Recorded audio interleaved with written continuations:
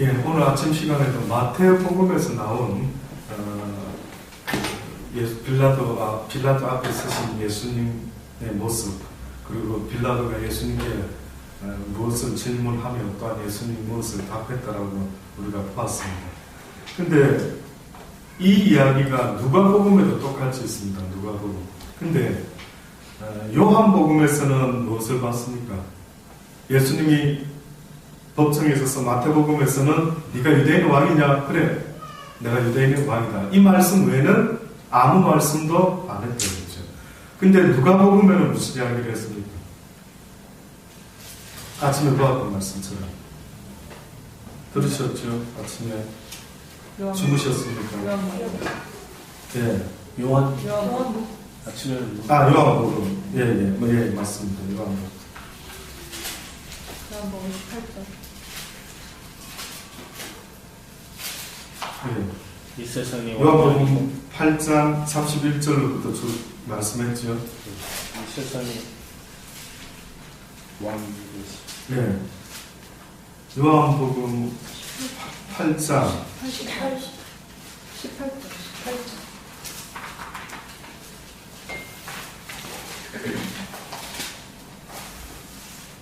네, 요한복음 18장입니다. 네. 28절. 요한복음 18장 28절부터 있습니다. 네, 28절 말씀부터 봤죠. 네. 네. 거기서는 뭐라고 이야기했더랬습니까? 내 나라는 이 세상에 속한 것이 아니라 만일 네. 내가 이 나라가 이 세상에 속하였으면 내 종들이 싸워서 유대인에게 넘기고 있지 않겠다. 예. 그렇게 이야기하시면서 예수님이 또 질문을 받았죠. 내가 왕이냐? 그때 예수님이 그렇다. 내 말과 같이 내가 왕이다. 내가 이를 위하여 어떻다고요? 이 세상에 태어났습니다. 그러니까 예수님이 이 땅에 오신 목적이 이제 스스로 뭐라고 하냐면 내가 바로 왕이 되기 위해 왔다.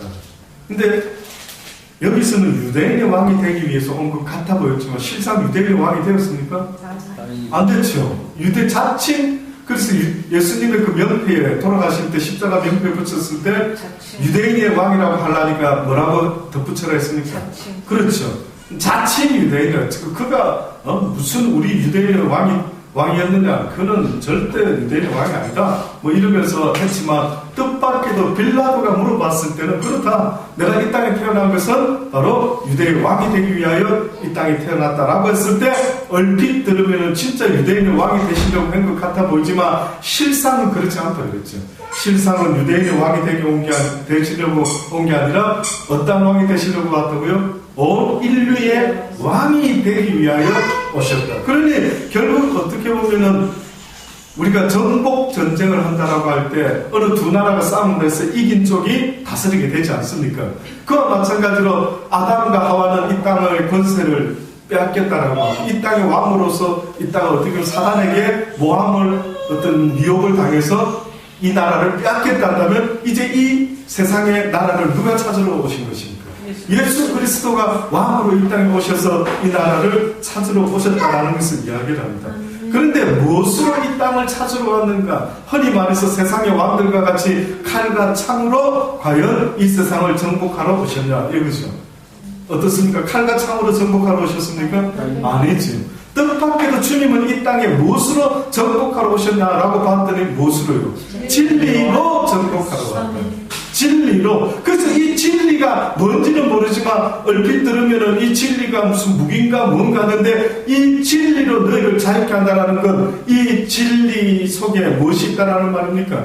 우리가 사단에게 얽매여 있는 모든 쇠사슬을 어떻게 해요? 깰 수가 있다. 그래서 그 표현을 갖다가 진리가 너희를 어떻게 한다? 자유케 한다라고. 그러니까 결국은 진리가 검이 아니라 한다면 좀 다르게 말하면 성경에서 모든 전신 각수 군인이 입어야 되는 군복을 이야기하시면서 뜻밖에도 공격용 무기를 할 때 그 뭐라고 말했습니까? 성령의 검. 예, 법 하나님의 말씀이다 이렇게 기억나십니까? 예, 하나님의 그 말씀을 가진 자는 악한 영의 싸움에 있어서 이길 수가 있대. 그럼 진리는 뭡니까? 라고 하면 답이 나왔죠. 뭡니까? 진리는 뭐? 하나님의 말씀이다. 그러니 예수님이 내가 너희를 자유케 하러 왔다. 무기는 진리다. 이 진리는 곧 말씀이다. 이 하나님의 말씀을 가진 자는 어떻다고요? 모든 악한 사람 마귀의 권세와 괴계를 이길 수가 있다. 이것이 곧 성령의 검이다 라고 그렇게 이야기합니다. 새겨놓으셔야 됩니다. 잊어먹지 마셔야 됩니다. 이 진리가 얼마나 중요했으면 진리에 대하여 내가 증거하라. 무릇 진리에 속한 자는 다 내 소리를 듣느니라 라고 이야기했습니다.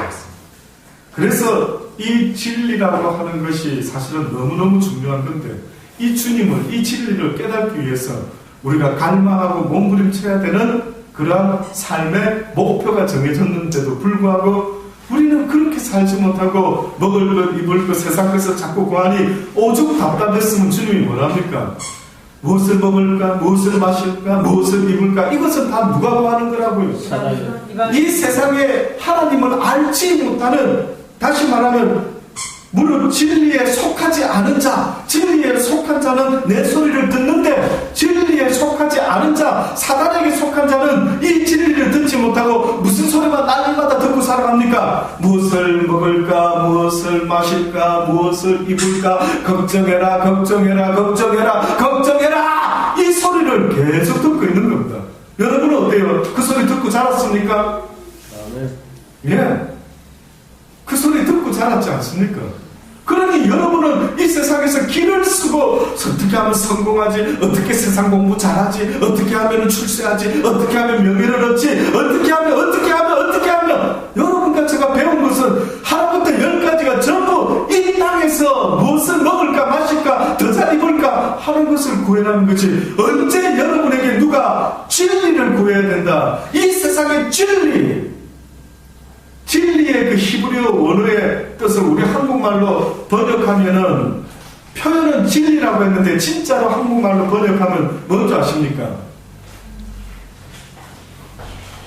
한국말 번역으로 학자들 간에 뭐 다를 수도 있는데 제가 이렇게 한번 조사해 보니까요.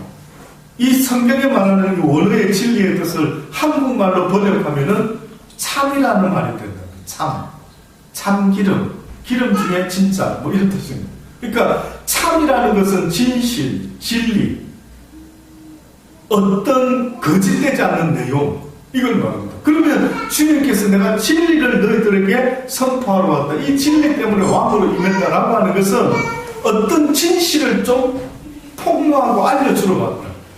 너희들이 지금 자립하지 못하고 기뻐하지 못하고 감사가 안 되고 늘 먹고 사는데 목말라서 살아가는 이 거짓된 쇠사슬이, 이 거짓된 쇠사슬이 너희 생각을 온통 묶고 앉아 있는데 진짜 진실을 밝히면 요놈이 물러가는 거예요. 그래서 여러분 사단이라는 놈의 특징이 뭐냐면 거짓된 자, 거짓의 애비, 가짜를 말하고 있습니다. 그러니까 우리의 지금 모습은 사단 입장에서 봤을 때는 나한테 쏘았지 이러고 있는 겁니다. 그러니까 진리를 모르고 쏙고 앉아 있다 보니까 답을 못 찾고 있는 거예요. 저는 우리 시대에 오늘날 우리가 살아가면서 누군가가 진리를 찾는 일에 열정적이었으면 좋겠습니다. 저는 여러분이 교회 나오는 이 시간, 말씀을 듣는 이 시간, 성경을 읽는 시간, 그 가운데 진리를 지켜 행하려고 애쓰는 이런 시간만큼은요, 제발 젖먹던 힘까지 다 쏟을 수 있기를 주의 이름으로 권면합니다. 제발 연속극 볼 때 초롱초롱한 눈빛으로 보지 마시고요, 하나님의 말씀을 들을 때, 이 말씀을 좀 묵상할 때, 연구할 때, 저는 우리 매주 주일날 저녁이면은 제가 토요일 저녁 하루 일과를 마지막 마치면서 언젠가부터 꼭 모 집사님하고 마지막 카톡을 주고받고 하루를 마칩니다. 예배 순서 때문에, 예배 순서 내용 때문에 모 집사님이 순서를 맡으셨기 때문에 마지막 꼭 토요일 하루 마지막은 어떤 분과 마지막 대화를 나누는데 그것이 바로 내일 예배 순서는 찬송가 몇 장 교도문 몇 번입니다. 제목은 무엇입니다. 아마 그것도 별거 아닌 것 같지만요, 영적으로 사단은 우리의 예배를 망치게 하기 위해서 사실 집사님 그 순서 맡아서 하실 때에 가벼운 마음으로 하실 수 있지만 영의 세상은 가볍지 않습니다.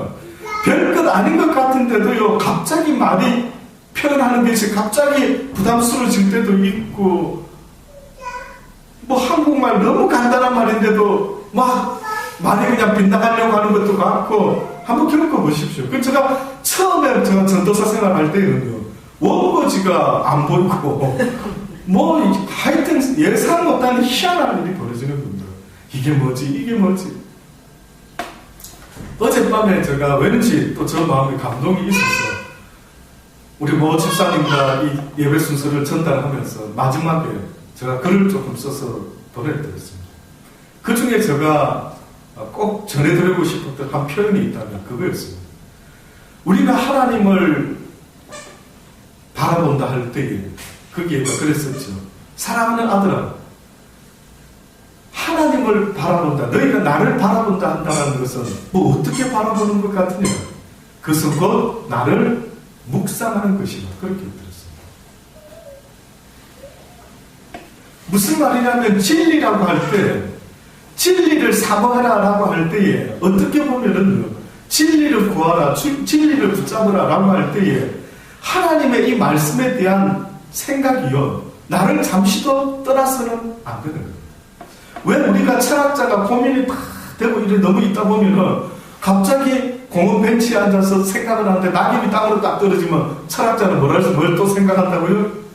왜 낙엽이 떨어지는가? 왜 낙엽이 땅으로 떨어지지? 우리는 이러죠. 낙엽 떨어졌다. 그럼 땅으로 떨어지지. 어디로 떨어지는데? 우리는 그렇게 말하지 않습니까? 그런데 그 철학자들은 똑같은 걸 보아도 무슨 생각을 한다고요? 왜 낙엽이 땅으로 떨어지는가? 저는 이 자세가 있으면 좋겠다는 거예요. 우리도 하나님의 말씀을 볼 때 왜 주님이 빌라도 앞에 섰을 때에 다른 것에 대해서는 입을 딱 다무셨는데 딱 한마디는 하셨다 이거죠. 그래, 유대인의 왕이다. 그러시면서 내가 이 땅에 왕으로 왔는데 그 왕으로 왔다라는 의미는 뭐라고요? 너희들에게 진리를 전하기 위함이다. 도대체 왜 믿음은 많은 말들을 할 수 있는데 딱 이 말씀만 하셨을까요?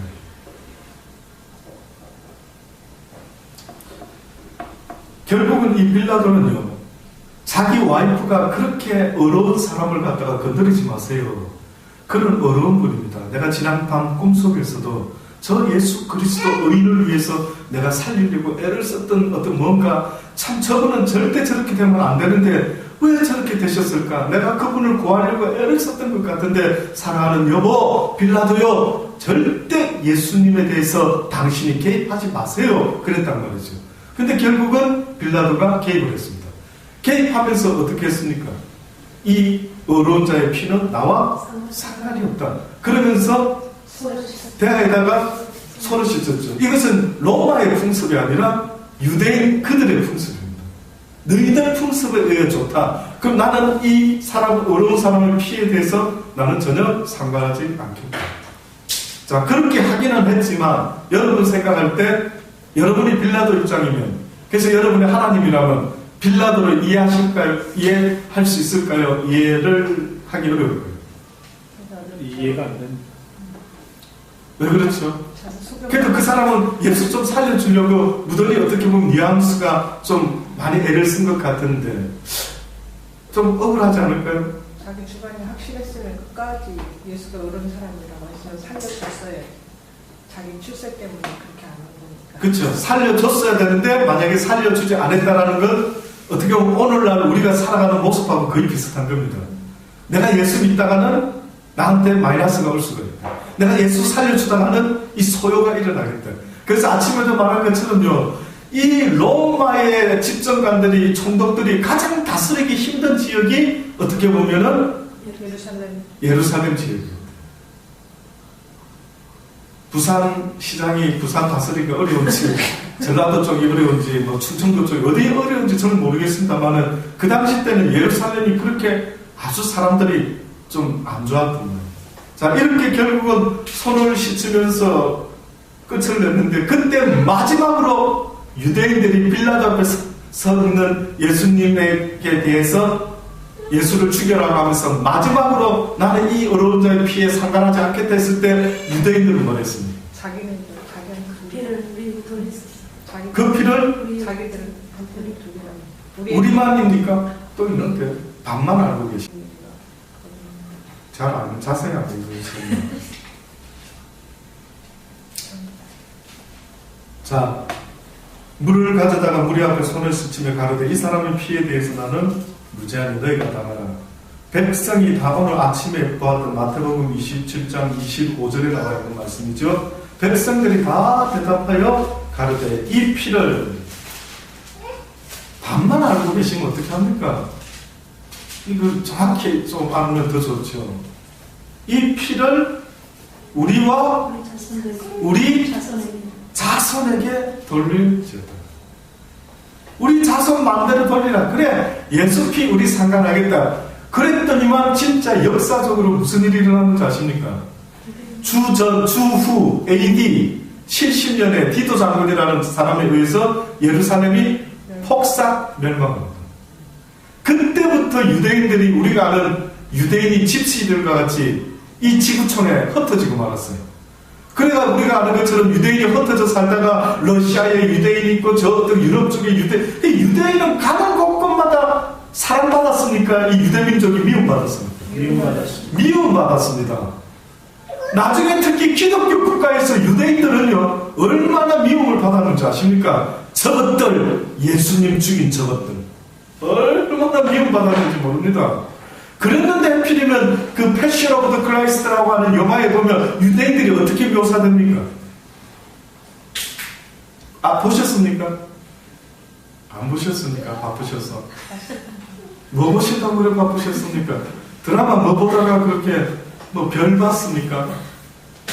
그 한번 보세요 제발. 그 영화를 보면 유대인들이요 신문에 처음에 나온 거 저 기억합니다. 유대인들이 반대를 했답니다. 그 영화. 왜?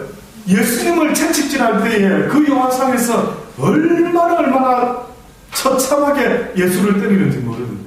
원래 그 매를 때릴 때 그 유대인들이 썼던 그 매를 때릴 때 쓰던 도구가 회초리 종입니다. 나무. 가는 회초리 있죠. 근데 로마 사람들이 쓰는 거는 뭐였는지 아십니까? 손잡이가 좀 짧은 가죽으로 된 회초리인데 그 가죽 해피리면 끄트머리에 갈고리 같은 쇠를 박아놨어요. 쇠를. 그래서 때리면은 그냥 자국이 가는 게 아니라 때리고 나올 때 살점이 뜯겨져 나온다는 거예요.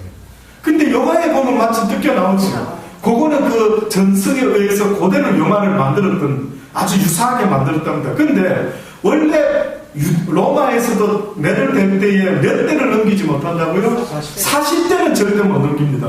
그런데 이 쇠가 박힌 거를 40대까지 맞은 사람이 뭐 있는지 저도 모르겠습니다만 제가 아는 지식으로는 그런 자료가 별로 없는 것 같아요. 거의 힘세게 막 때리면은요 40도 맞기 전에 그냥 죽어버린다 피를. 그러나 예수님을 십자가에 달기 전 사형수들은 예수님과 같이 이것으로 때리는데 어느 정도 때리느냐면 거의 기절하더라도 죽지 않을 만큼 때려준답니다. 이게 그들이 베푸는 자비래요. 다시 말하면은 죽기 전에 그 고통을 한번 주면은 그 죽음 앞에서는 좀 덜 괴로우라고 그렇게 채찍질을 갖다가 하는데 살점이 뜯어나오게 채찍을 한다는 겁니다. 그래서 예수님을 이제 딱 그 빌라도가 손을 씻고 딱 빼니까 그때부터 어떻게 해서 끌고 갑니까? 채찍질하고 끌고 채찍질. 그 순서가. 그래서 그 로마 사람들의 그 재판 과정은 간단합니다. 첫 번째 이제 고소하는 자들이 이 사람은 뭐 때문에 죄인입니다 라고 고소하면은 그 총독이 그 고소당한 사람에게 몇 마디 질문해서 자기 스스로 변론하도록 기회를 몇 번 줍니다. 근데 예수님은 변론했습니까? 안 했습니까? 안 했어요. 변론 몇 번 하고 나서 그 다음에 변호인단이 있는 모양입니다. 그들이 이제 마지막으로 저 사람 이야기를 들어보고 자 어쩌면 좋을까? 저 죄인이다. 저 사형이 처한다. 이랬을 때 곧바로 매질을 먼저 딱 하고 끌고 십자가 흉틀로 데려갑니다.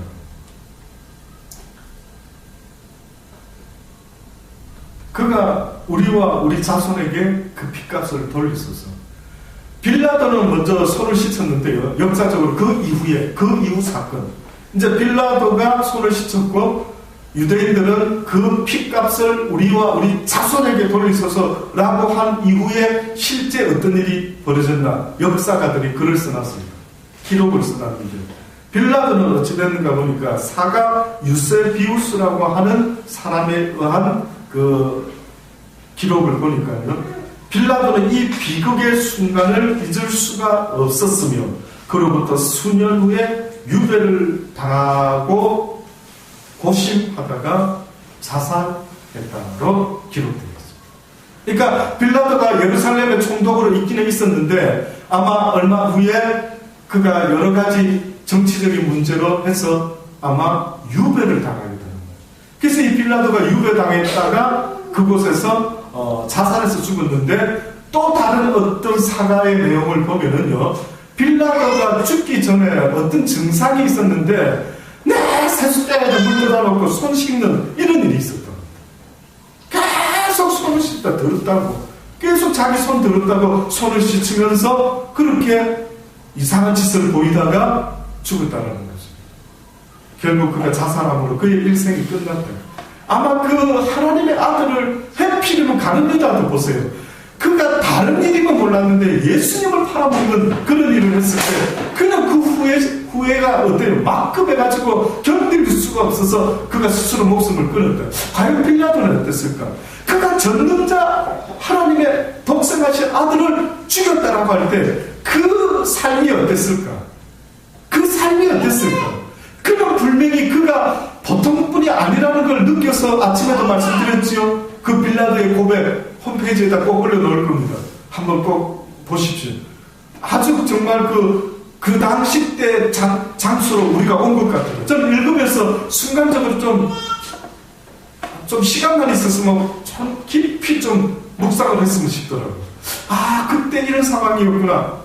그때 그 빌라도가 예수님에 대해서 말씀드렸던 것처럼 3년 반 동안 설교하도록 뒤에서 딱 지켜보고 있었던 거예요. 그 마음속에 이건 뭔가 다르다. 이분은 내가 겪었던 그 어떤 철학자들이나 어떤 유명한 어떤 학자들보다도 뭔가 이분은 다르다. 이분 속에는 신이 갖고 있는 신적인 그 무엇이 느껴진다. 이렇게까지 그 빌라도라는 사람이 느꼈던 모양입니다. 그래서 그를 살려주려고 미리 한번 불렀다 그랬죠. 예수요, 예수요. 당신이 대단한 걸 알겠는데 너무 당신이 그냥 유대인들한테는 왜 그렇게 독서를 퍼부어요? 왜 그렇게 해치랑 무덤과 같은 자들아, 이 독사의 새끼들아, 막 너무 말이 과격하니까 나한테 자꾸 민원이 들어오잖아요. 자꾸 분위기가 안 좋아지잖아. 예수요, 왜 자꾸만 말을 그렇게 과격하게 해요? 조금 부드럽게 하면 안 되겠어? 이렇게까지 말할 정도였다. 그런데 결국 그는 자기 정치적인 입지 때문에 예수님을 죽는 자리에 내놓지 않습니다. 그래서 유대인들이 자기와 자기 자손에게 그 핏값을 돌려냈을 때 AD 70년에 그렇게 예루살렘이 멸망하고 흩어져 버리고 말았다. 그러고 나다가 우리가 잘 아는 1948년도입니까? 그때 지금 유대 땅으로 사람들이 모여와가 비로소 이스라엘이 독립국가가 되었다. 몇 년 만입니까 도대체가? 아니 몇 년 만입니까? 이때 흩어진 유대인들 AD 때 막 멸망당해가지고 이제는 유대 나라라고는 도무지 독립국가로 저들이 한번 메시아가 오면 우리가 로마를 이기고 독립국가가 한번 되어봤으면 했는데 그걸 이루지 못하고 평생 유리방황하며 살던 민족, 불과 근대에 들어서 얼마 전에 그 민족이 세워졌다는 거죠. 그때 그들이 여러분이 특히 아는 것처럼 독일의 히틀러가 들어서고 나서 그가 했던 일 중에 가장 최악이라고 역사가들이 말하는 일이 있었는데 그게 뭡니까? 유대인을 학살한다. 어떤 학자는 그걸 말합니다. 히틀러가 미쳤나 그놈이. 왜 그냥 계속 전복전쟁을 했었으면 승리했을 건데 갑자기 어느 날 유대인을 잡아 죽이려고 난리를 쳤답니다. 유대인. 그래서 유대인을 우리가 아는 600만 명이라는 유대인을 죽이죠. 어느 또 사람은 그 원인을 또 분석하면서 왜 히틀러가 유대인을 죽이려고 그렇게까지 애를 썼을까라고 할 때 히틀러가 어렸을 때 자랄 때 자기 옆집에요. 유대인 부부가 살았답니다. 유대인 가정이 살았다. 그런데 어린 히틀러가 아마 그 유대인 옆집 아저씨하고 자기 엄마가 뭔가 바람을 피운 걸 어렸을 때 봤다라고 합니다. 그래서 그 어린 마음에 히틀러가 유대인에 대한 감정이 엄청나게 안 좋았다. 그게 진짜인지는 모르겠습니다. 그러나 그런 것 때문에 히틀러가 자라가지고 유대인 하면 이를 갈았대요. 그래서 여러분, 유대민족이 어떤 근성과 이미지의 상징이 있느냐면요. 제가 호주에 살면서 한국 사람들이 처음에 와가지고 호주에서 영어가 잘 안 되고 하다 보니까 가장 많이 하는 직업이 청소하는 거예요. 용역회사 같은 거. 근데 제가 이거 실제 들은 겁니다.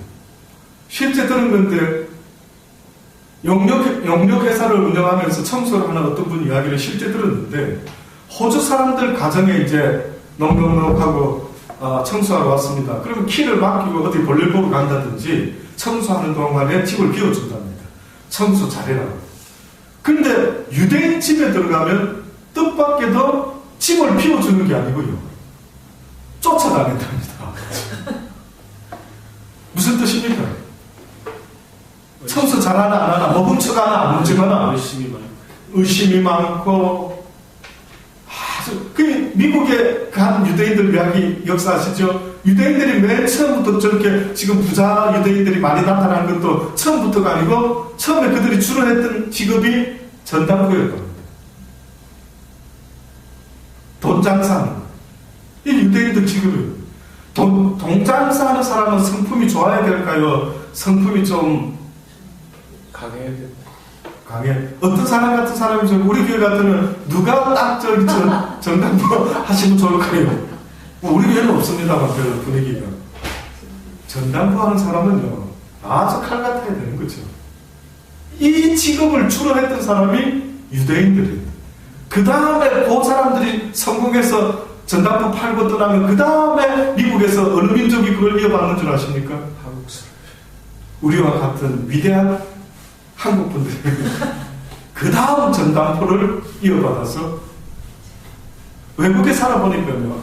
한국에서 이 외국으로 오는 사람들 보면 보통 분위기가 어떤 분위기냐면 한국에서도 주로 억센 사람들, 독한 사람들, 때로는 사고치고 도망온 사람들, 아니면 길을 쓰고 뭐 어떻게 한번 해보려고 하는 사람들, 뭐 이런 사람들이 오다 보니까 억착스럽고 독한 한국 사람들 다 모아놓은 것 같은 이런 분위기도 있고. 결국은 유대민족이 그렇게 히틀러에게 어쨌든 미움을 받는 순간에 600만이라는 유대인들이 죽였어요. 그래서 나중에 역사가 중에 어떤 분의 글을 저는 읽어봤을 때 이 말이 맞겠다 싶은 게 왜 히틀러가 유대인을 이렇게 죽였을까? 물론 그는 히틀러가 어렸을 때 뭐 그런 경험이 있었다 어쩌다 뭐 그럴 수도 있는데 궁극적인 이 놀라운 일을 저지를 수 있었던 이것은 과연 그런 것 때문일까? 아니면 도대체 히틀러가 그 순간에 왜 유대인을 이렇게 그렇게 했을까 할 때 오늘 바로 이 사건 때문에 빌라도 앞에 선 예수님을 향해서 유대인들이 뭐라고 외쳤다고요? 그를 죽여라, 십자가에 못 박아라. 그러면서 뭐라 말합니까? 그의 핏값을 빌라도는 상관없다 하지만 그들은 나와 우리의 자손들에게 돌려라. 예수를 죽인 그 핏값이 어떻게 보면 유대인 600만 명이라는 상상되지 않는 숫자가 다 몰살을 당했던 것입니다. 그 의인의 피가 어떻게 보면 하나님의 진노이지 않을까? 하나님의 분노이지 않을까? 부모된 아버지가 그 자식에 대해서 어떻게 보면 그 분노, 아마 그들 스스로가 그 분노를 자처했을 때 하나님 입장에서는 그래? 너희가 그렇게 자신만만해? 그 대가가 무엇인지를 깨닫게 해주마 라고 어떻게 보면은 그런 결과를 허락하지 않으셨을까라는 겁니다. 자, 아침에는 그 유대법을 어겼기 때문에 바리새인들이 유대인들이 예수님을 종교적인 법을 어겼기 때문에 끌고 왔겠죠. 그러나 그들이 빌라도 앞에 끌고 왔을 때는 고소하는 내용이 달랐습니다. 그게 방금 읽었던 자기들의 종교의 문제로 예수를 잡아 죽일 수는 없었어요. 왜? 로마 법하고는 상관이 없으니 너희들끼리 알아서 해결해라. 이렇게 했는데 굳이 끌고 와가지고 한 게 있죠. 그게 오늘 읽었던 이 말씀, 이제 결론적으로 말씀드리고 마칩니다. 뭐라고 이야기하냐면, 우리가 이 사람을 보면 우리 백성을 미혹하고 에게 새 바치는 것을 금했다 라고 이렇게 이야기합니다. 맞습니까? 안 맞습니까? 예수님이 가이사에게 새 바치는 거 못하게 했습니까? 가이사에. 빌라도 보고서에 보면 이 내용이 들어갑니다. 이 내용이, 이 사건이 있었던 그때에 빌라도가 보는 장면이 나옵니다. 그가 이렇게 보니까 어떤 자가 예수를 시험하려고 와가지고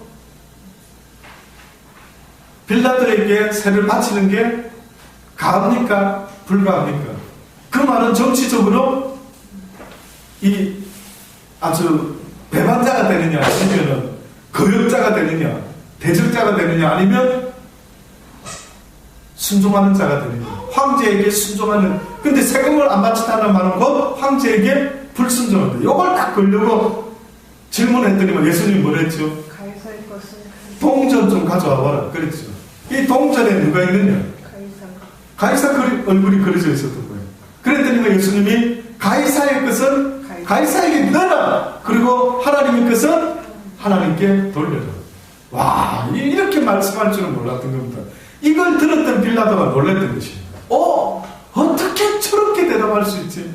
아니, 저 지혜는 어디서 난 거지? 어떻게 같은 말을 해도 가이사의 것은 결국은 누구 마음에 달렸다고요? 각자 자기의 믿음의 마음에 달렸대요. 그러니까 이 세상 세금을 낼 자는 세금 이 세상 거 내고 또 뭡니까? 하나님 앞에 내야 될 것이 있으면 믿음대로 하나님께 내라는 겁니다. 그래서 우리 기독교인들이 어떻게 보면 세상에 세금도 내지만 헌금도 하지 않습니까?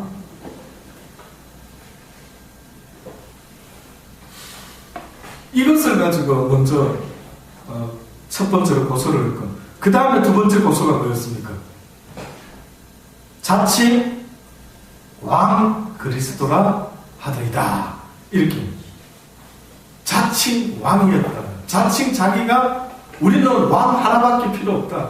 우리는 뭐 황제 가야바 하나만 있어도 족합니다. 우리에게는 두 왕이 필요하다. 근데 이 예수는 지가 왕이 됐습니다. 이렇게 갖다 붙였지. 그래서 빌라도가 네가 진짜 유대인의 왕이냐라고 했을 때 그렇다라고 말씀을 하셨을 때에 빌라도는 유대인의 왕이 되든지 로마하고는 상관없다 싶어서 웬만하면 긍정적으로 봐주고 살려주려고 했구나. 결국은 그들의 동료가 무서워서 데모가 일어날까봐 그 빌라도는 예수님을 내어주게 되었습니다. 다른 건 다 여러분이 참고로 하시되 꼭 잊지 마셔야 될 것은 주님이 빌라도 앞에 서신 그 이 역사적인 사건의 의미가 뭔가라고 한다면 바로 그분은 진리의 왕으로 우리에게 오셨다라고 하는 그 사실입니다. 저는 진리를 이야기할 때에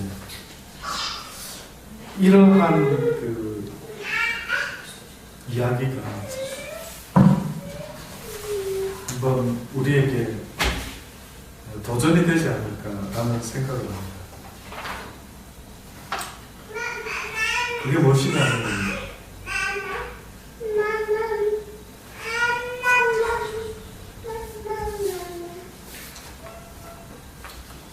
한 가지 예화를 간단하게 드리고요. 마치려고 합니다. 어떤 핸드릭스라는 이름을 가진 교수가 있었던데 그가 어느 날 가족들을 데리고 엘로 우스턴 국립공원이라는 이 공원에 온 가족이 함께 여행을 떠났답니다. 근데 공원 정문에 이르렀을 때 안내원이요 무엇인가를 하나씩 종이를 전단지를 나눠주는데 거기 그 주의사항이 적혀 있더라고요. 그 주의사항이 뭐였냐면 곰에게 어떤 먹이도 주지 마시오 하는 그 글이 쓰여 있더라고요. 그래서 이제 공원 안으로 들어갑니다. 몇 킬로를 운전해서 이제 들어가는데 가는 길에 또 보니까 큰 간판에 어떤 경고문이 또 쓰여 있는데 뭐라고 쓰여 있느냐면은 곰에게 먹이를 주지 마시오. 이렇게 쓰여 있습니다. 이 교수 가족들이 가다가 이제 이 교수가 보면서 고개를 갸우뚱합니다. 아니, 곰에게 빵 한 조각, 과자 한 조각 줄 수도 있는데 뭐가 그렇게 문제가 된다고 자꾸 주지 말라고 이렇게 경고문을 써붙여놨지? 그래서 답답해서 그가 안내원을 만났을 때 드디어 물어보거든요. 여보시오, 곰한테 뭐 줄 수도 있는데 뭐 곰이 아주 너 때 기질이 안 좋소? 아니면 사람들을 해치기 때문에 그럴소? 어떻소? 뭐 때문에 주지 말라고 그렇게 합니까? 하고 아주 퉁명스럽게 이렇게 물어봤습니다. 그랬더니만 오히려 되려 경비원이 막 그 먹이를 주려고 하는 이 의도를 가지고 물어보는 이 교수한테 당신 같은 사람들 때문에 지금 이러는 거 아니오? 이러는 뚱딴지 갑자기 화를 내면서 그 무슨 말인가 들어봤더니만 매년 이맘때쯤에 이제 관광객들이 몰려오는데 이 관광객들이 한 차례 몰려오고 가면은 곰들이 공원 내에서 시체가 됐답니다. 시체. 네. 그게 무슨 말이요? 그게 무슨 뜻이냐고 물어봤더니만 이 곰들이요, 관광객이 주는 먹이에 길이 들어가지고 관광객이 떠나고 나면 먹이를 잡아먹을 생각을 안 한다는 거예요. 그러면 며칠 있으면은 곰이 굶어 죽어버린다는 거예요. 그래서 이 경고문은 사람을 위한 경고문이 아니라 먹이 주지 마시오 쓴 거는 사람 때문에 이 경고문을 쓴 게 아니라 누구 때문에 썼다고요? 곰을 살리기 위해서 그렇게 했다. 이 이야기가 왜 있는 줄 아십니까? 이 이야기가 말하는 것은요, 자연의 섭리 속에 곰은 자기가 생존하기 위해서 어떻게 해야 된다는 겁니까? 본능적으로 먹이를 찾아서 잡아서 먹어야 되는 거예요. 그런데 누군가가 잘못된 습관을 들여가지고 먹이를 찾고 구하는 생각을 하지 않는다라고 하는 게 이게 결정적인 문제가 생깁니다. 그래서 성경에 보면 우리에게 뭐라고 말합니까? 너희는 찾는 자가 찾고 두드리는 이에게 열릴 것이고 구하는 이가 얻게 될 것이다 했을 때 너무나 이게 유사하다는 거예요. 우리의 본능은 진리를 찾는 존재로 되어 있는데 뜻밖에도 이 사단이가 우리에게 무슨 먹이를 잡아 던져주는지 진리를 찾지 아니하고 그냥 먹고 마시는 이것만 쳐다보며 살아가다가 모두가 진리를 구하지 못하고 죽어버린대요. 그래서 하나님께서 우리에게 말씀하시는 게 너희가 진리를 찾고 구하는 자가 되라니. 영국의 성경학자인 윌리엄 바클레이, 유명한 신학 공부를 좀 하면 이거 뭐 모를래야 모를 수 없는 사람 중에 한 사람이 바로 윌리엄 바클레이라는 사람이 있습니다. 근데 이 사람이 했던 말, 진리가 스스로 발견했을 때만에 유용한 것이다. 스스로 발견한 진리가 아닌 것을 단지 전달할 때에는 자기의 것이 아니다. 그러므로 쉽게 잊혀진다. 그러나 스스로 발견한 진리일 때는 자기의 한 부분이 되어 결코 잊혀지지 않는다. 떠먹여주는 진리는 소용없다. 여러분이 이 시간에 잠깐 앉아가지고 제가 떠먹여주는 진리를 듣는 것으로 또 끝이 나고 또 돌아서면 딴 일에 마음을 다 뺏기고 있는다 한다면 전혀 이 진리는 여러분과는 상관이 없다. 사랑하는 여러분, 아무쪼록 비록 여러분이 직접 찾은 진리가 아닐지라도 이 시간만큼은 그 진리가 내 것이 되기를 원합니다라는 그 마음으로 저의 진리가 아니라 우리 하나님의 진리가 저와 여러분이 함께 나누는 이 시간이 되기를 바라는 것입니다. 그래서 제발 진리를 찾는 시간은 좀 내놓으세요. 진리를 찾는 힘은 좀 남겨두세요. 제발 세상에 일이 바쁘고 이사가 바쁘고 아무리 무슨 일이 바쁘다 할지라도 진리를 찾고 생각하고 묵상하고 구하는 일에만큼은 어떤 것도 빼앗기지 말고 가능한 그 시간을 떼놔라 말이에요. 아무리 지금 뭔가 급박한 게 더 급박한 게 있을 수도 있겠지만 그렇지 않다면 생명을 구하는 일이 아니란다면은 그 진리를 구하는 일에 있어서만큼은 시간을 좀 떼놓고 힘을 좀 떼놓으세요. 그래서 주일날 교회 올 때에 제발 하고도 내가 주일날 좋은 컨디션에서 설교를 해야지라고 생각하는 것처럼 좋은 컨디션에서 하나님의 말씀을 좀 듣고 기다가 들어봐야지. 그래서 토요일날 저녁만큼은 컨디션 조정을 좀 잘 하시고 할 수만 있다면 피곤치 않으려고 하고, 오히려 할 수만 있다면 히터도 제가 끄라는 게 뭡니까? 날씨가 좋으면은 미리 켜놨다가 잠깐 끄자는 것도 가능한 정신을 바짝 차려가지고 이 시간만큼은 전하는 이도 듣는 이도 너무 따뜻해서 또 너무 추워서 집중하지 못하는 상황이 아닌 최선, 최적, 최고의 환경을 만들어서 이 진리를 배우고 진리를 익히는 이 시간, 저는 최선을 다할 수 있는 저와 여러분 되기를 바랍니다. 네. 성경 읽는 시간, 아버지께 기도하는 시간, 주의 말씀을 묵상하는 그 시간 빼앗기지 않으시고 하루 일과 중에 꼭 그 말씀을 붙잡는 시간만큼, 힘만큼은 꼭 여러분 지혜롭게 남겨놓으실 수 있기를 바랍니다. 아마 언젠가 주님 그러시겠죠. 딸아, 아들아, 네 마음을 내가 보았느니라. 네가 그렇게 애쓰는 그 마음을 내가 보았노라. 내가 너를 아노라 라고 하시는 그 진리의 주님의 말씀을 다 들으실 수 있는 저와 여러분이 되기를 간절히 주의 이름으로 축원합니다. 아멘. 기도하시겠습니다. 좋으신 아버지 하나님, 그렇습니다. 진리가 너희를 자유케 한다고 하셨는데 그 진리 되신 예수 그리스도를, 그 비밀을 알기를 원합니다. 왜 주님이 이 땅에 오셨는지, 왜 우리는 주를 통하지 아니하면 하나님 앞에 나갈 수 없는지, 진리의 매개자가 되신, 메신저가 되신 예수 그리스도를 더 알기 원합니다.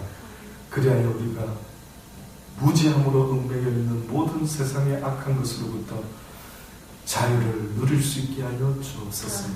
오직 주의 사랑에 매여 오직 주님 안에서 참 자유를 누리며 평안 가운데 살아가는 믿음의 삶이 되게 하여 주옵소서.